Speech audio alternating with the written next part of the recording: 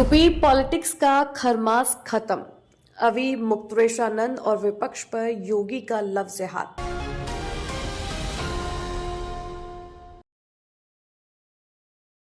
Demography Kalnemi attack.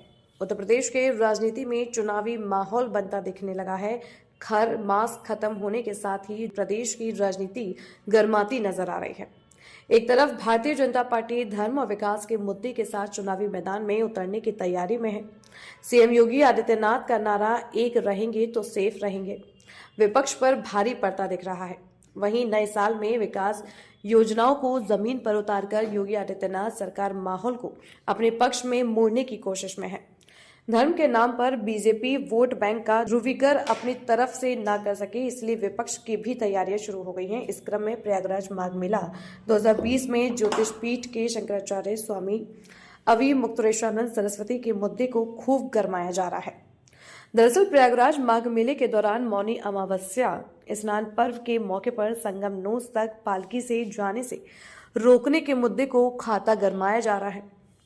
विपक्ष इस मुद्दे में अपनी जगह तलाशता दिख रहा है। विपक्ष के तमाम बड़े नेता भारतीय जनता पार्टी की सरकार को मामले में घेरने में जुटे हुए हैं। वहीं स्वामी अवि मुक्तेश्वरानंद सरस्वती ने भी सीएम योगी आदित्यनाथ पर सीधा हमला बोल दिया है। वे सनातन समाज के भारतीय जनता पार्टी से अलग हटने की बात करते दिख रहे हैं।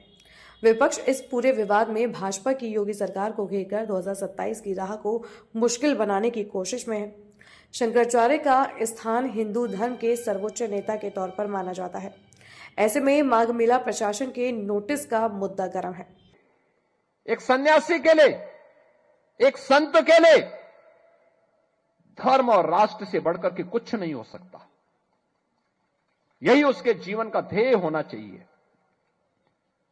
उसकी व्यक्तिगत प्रॉपर्टी कुछ नहीं होती, धर्म ही उसकी प्रॉपर्टी है, राष्ट्र ही उसका स्वाभिमान है।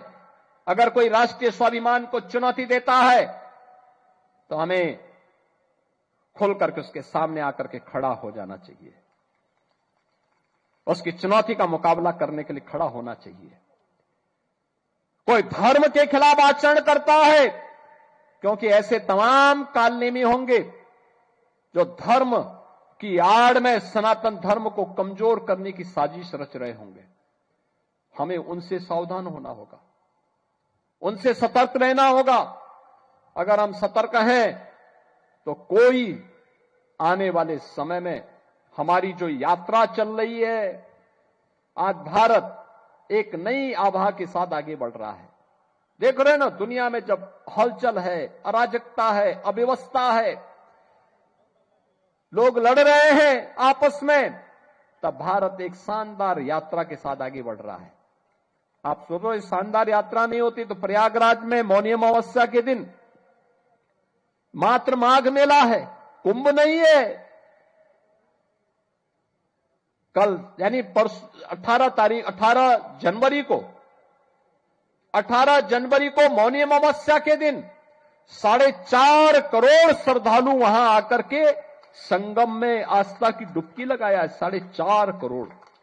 और गंगा जल क्या अविरल और निर्मल है।